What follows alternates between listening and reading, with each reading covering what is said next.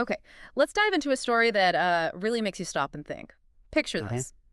It's late night, Toledo, Ohio, after 11 p.m., quiet streets. Well, And you've got Lieutenant Colonel Adrienne Wallace, a high-ranking military officer, driving home in her government SUV after a meeting. just trying to get home, Yeah, not speeding, nothing like that. exactly, driving normally. And then, bam, blue lights flash in the rear view. She's being pulled over. And the officer is Sergeant Daniel Mercer, a veteran cop. And what seems like it should be just a routine traffic stop, well, it doesn't stay routine for long. It actually spirals into a pretty significant civil rights case. Yeah, and what's really interesting for our deep dive here is looking at the source material, Yeah. the notes, the incident reports, accounts from both sides, the court docs, and figuring out why. Why did this specific interaction blow up like it did? Right. We're talking power dynamics, different ideas about authority, and how individual choices, split-second decisions really, can just escalate things dramatically. Absolutely. Yeah. So our mission, if you like, is to unpack that. What are the key insights here? How did these two individuals, both in positions of authority, end up battling it out in court? And what can this specific kind of intense confrontation teach us about things like accountability, respect, those moments where authority gets challenged? Exactly. We want to peel back the layers of this one incident and see what it tells us about the bigger picture. You know, authority, respect, earned versus assumed, Hmm.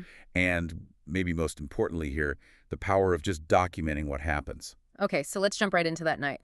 Lieutenant Colonel Wallace, government SUV, heading home. Sources say she's calm, collected, driving perfectly fine. Like you'd expect, right? 22 years in the military, discipline's probably second nature. Meanwhile, Sergeant Mercer's on patrol. Notes suggest maybe a slow shift, a bit bored, sees this unfamiliar SUV. It's late, decides to pull it over. And she pulls over immediately, calmly. Yeah. But Mercer approaches, and the tone is set right away. Hand on his holster, flashlight like right in her face through the window. Oof. No hello, no good evening, just straight to license and registration. That lack of just basic courtesy, it signals something immediately, doesn't it? Right. It's aggressive, not exactly de-escalating. Totally. Wallace, the source says, keeps her hands visible, rolls the window down just partway again, very controlled, and calmly asks, why she was stopped. A fair question. Seems reasonable. So what does Mercer say? He gives a few reasons. Claims she was drifting, didn't signal, even kind of throws out there maybe she'd been drinking. Okay. And Wallace? She immediately denies drinking, says, look, I'm a federal employee, I'm military, this is a government vehicle. Trying to provide some context, maybe clear things up. Right. Establishing who she is, that this isn't just some random joyride. But Mercer apparently just brushes it off. The source kind of paints him as almost smug about it, like, doesn't mean you're above the law. Wow. And then he escalates, demands she step out of the car for a sobriety test. Even though she's denied drinking and seemingly cooperated so far. Exactly. She hasn't argued, hasn't raised her voice. She just asks why she needs to get out. Explains again, she's cooperated, she's not impaired. But Mercer sees this questioning as refusal. His defiance. Yeah. Sees it as challenging his authority directly. Yeah, and that's when it gets physical. The notes say he just yanks her door open, orders her out, get out of the car now. Okay, that's a major escalation point. Huge. And right here, this is critical, something the sources really highlight.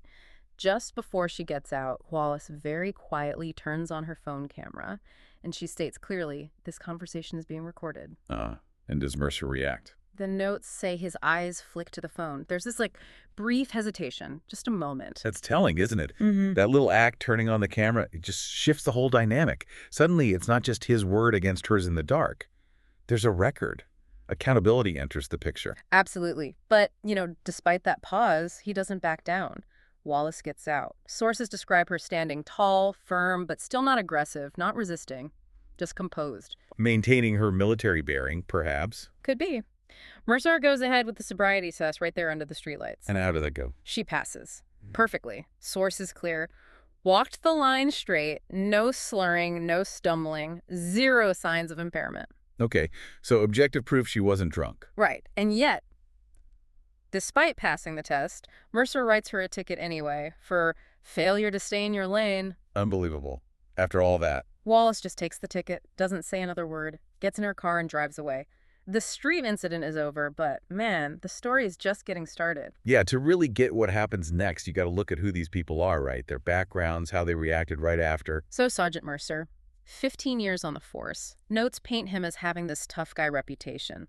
Liked being in control, saw the badge as the final word, not someone who backed down or apologized, kind of known for a sharp tongue, quick temper.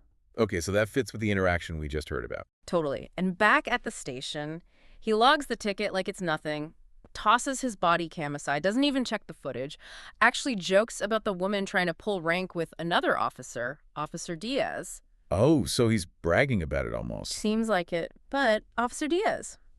He hears the name Adrienne Wallace, and it clicks. He knows who she is. He recognizes the significance. Exactly. Tells Mercer, hey, that's Lieutenant Colonel Wallace. High ranking. Runs logistics at Fort Wayne. Bronze Star, 2 deployments. Basically, like the source put it, she's the real deal.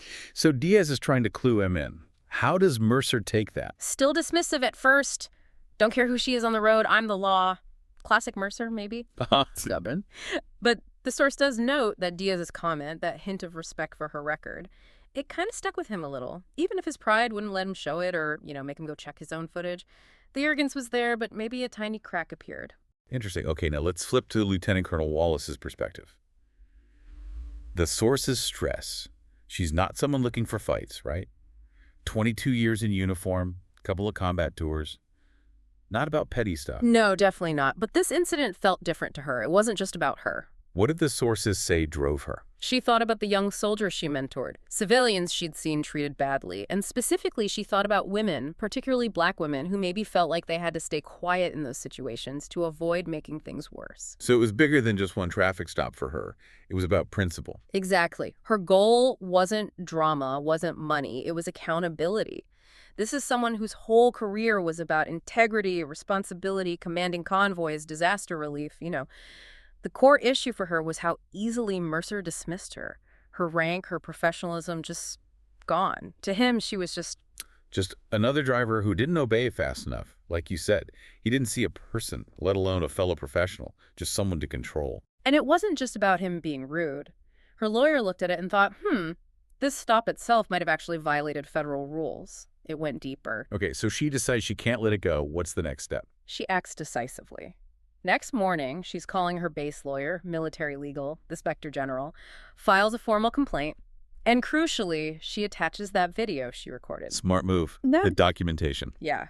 She was ready to take it to court if needed, felt the facts, and her video were on her side. And it didn't take long for things to move. By the end of that week, Mercer's name is officially part of an inquiry. And Mercer. Yeah. Still thinking it'll blow over. Apparently, until he gets an envelope. A court summons, civil rights complaint, filed against him personally by Lieutenant Colonel Adrienne Wallace. Ouch. The charges. Serious, unlawful detainment, intimidation, abuse of power. And his reaction then? Source says he laughed at first, disbelief. Like, no way this holds up. But reality started hitting home back at the station. How so? He gets called into his boss's office, Officer Redding. And Redding gets it immediately. This isn't just some random complaint. This is a high-ranking officer, veteran, spotless record, probably got connections. And the key thing, video evidence from both sides. Not just the body cam Mercer hadn't bothered to watch. Right. Wallace's phone video changes the game. Reading apparently lays it out for Mercer. Says, look, Wallace isn't playing victim here. You were tense. You escalated things. You treated her like a suspect before you had any reason to. And how did Mercer take that? The source notes something interesting. For the first time, Mercer, the guy always ready with a comeback, was silent. Wow, that speaks volumes. Yeah.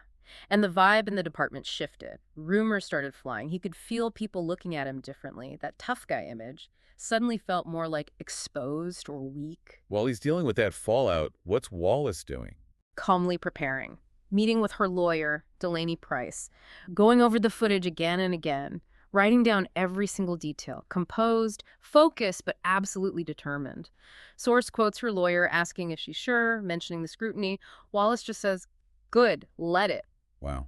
Clear purpose. Totally. It wasn't about revenge or money. It was about proving that power, that badge, comes with responsibility. She felt silence wasn't the only option. Fighting this was fighting for everyone else who'd been in a similar spot. Okay, so it goes to court. The trial day arrives. Yeah. How does Wallace present herself? She makes a very deliberate choice, doesn't wear civilian clothes. She walks into that courtroom in her full army dress uniform, all the badges, ribbons, medals, rank clear as day. Powerful statement. What was the intention there, do the sources say? Yeah, she wanted the jury to see her not just as some driver Mercer pulled over, but as a veteran, someone who dedicated her life to service, earned respect, followed rules, and expected fair treatment. And apparently it had an effect. Mercer's usual smug look, source says it wavered when he saw her like that. I can imagine. What was the courtroom like? Packed. Cops from Toledo PD, military folks from Fort Wayne, soldiers, regular people too. You could feel the tension, the different perspectives. Was this just a cop doing his job, maybe overzealously? Or was it a serious abuse of authority? And Wallace takes the stand? Yeah. Walks up with total confidence, that military bearing again. Even the judge reportedly acknowledged her service, her testimony. Calm, factual, no drama. Just laid out the events.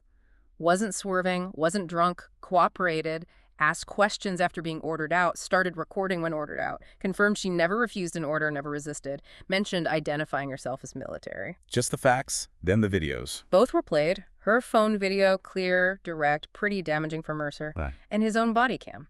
Showed his harsh tone, aggressive stance, hand near his gun the whole time. Sources say you could practically see the jury's opinion shifting as they watched. Seeing it directly, hearing it, it's different. Undeniable, really. How did Mercer's lawyer try to handle it? Tried the standard defense, right? Framing Mercer's actions as just safety precautions, officer safety, doing his job under pressure. But Wallace's answers in cross-examination were strong. Like what? When asked why she recorded, she said something like, "Experience taught me staying quiet doesn't keep you safe. I wanted proof, direct." And on authority, she said, "Judgment must come with self-control. That badge isn't a license to do whatever you want, it's a duty." Source notes even the judge kind of paused after that one. Powerful stuff. Did Mercer testify? He was questioned later by the prosecutor, watched the videos again first. When asked why he ordered her out, his reason was basically, she seemed suspicious. Okay. Pretty vague. Right. Prosecutor pushes. Did she disobey, yell, threaten? Mercer has to admit no. So why escalate? Source says he had no answer. Then the key questions. Did you know her rank then? Not then, Mercer says.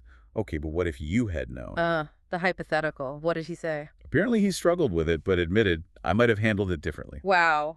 That's a huge admission right there in court. Huge. And likely sealed his fate with the jury. After 3 days, they came back with a decision. Found in favor of Wallace. They did. The ruling was clear. Sergeant Mercer violated her constitutional rights. Unlawful stop. His actions didn't follow department rules or basic professional standards. And the outcome. Beyond just the ruling. Wallace was awarded $35,000 in damages. No criminal charges at that point, but the civil ruling.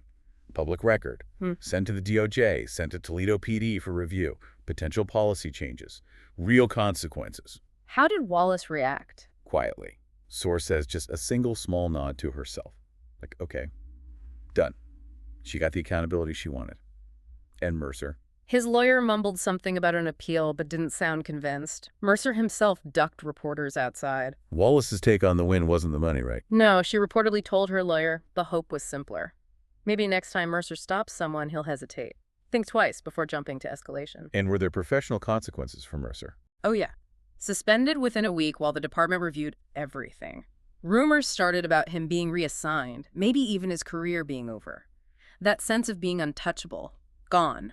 Everyone saw the proof, heard the ruling. And Wallace went back to work? Yep, back to her duties at Fort Wayne. Wasn't looking for headlines or hero status.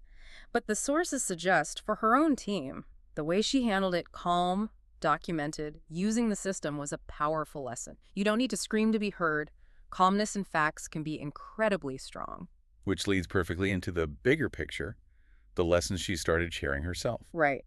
About 2 months later, Source mentions she spoke to new recruits at Fort Wayne. And the topic wasn't really the court case itself, was it? No, it was more fundamental leadership when no one's looking, what that uniform, what rank really means. And what was her core message? Basically, respect isn't automatic just because you wear the uniform or have the rank. It's earned. Every action, every day. That authority, whether it's a badge or rank stripes, it's not armor, it's a burden. A responsibility. Handle it with honor or you don't deserve it. That's a powerful way to frame it. Did she connect it back to the stop? Yeah, she talked about how she reacted, didn't scream, didn't freeze, didn't just let it go. She recorded it, reported it, went to court, told the truth, calmly. She argued that Mercer didn't just see rank on her uniform eventually. He saw it in her confidence, her composure, her standing her ground. That's leadership. So using her own difficult experience is a teaching moment. Exactly. Her final advice to them was, lead honestly, serve honorably, remember who you represent. Power without responsibility, that's just fear trying to look tough, speak up against injustice. Silence helps the wrongdoer. Courage defends everyone. It's incredible how one late-night traffic stop could illuminate so much, isn't it? About authority, de-escalation, or the lack of it, and definitely about accountability. Wallace's approach, that quiet determination, using the tools available like her phone and the legal system, it's a really compelling example of resistance. Absolutely. So, as we wrap up this deep dive, thinking about everything we've covered from the sources on Wallace versus Mercer, maybe something for you, the listener, to think about. How do you see that balance of power and responsibility playing out around you in everyday situations? What does handling authority with honor really look like outside of a uniform, military, or police? Yeah, something to chew on. Definitely. Keep thinking about that, and we'll catch you on the next deep dive.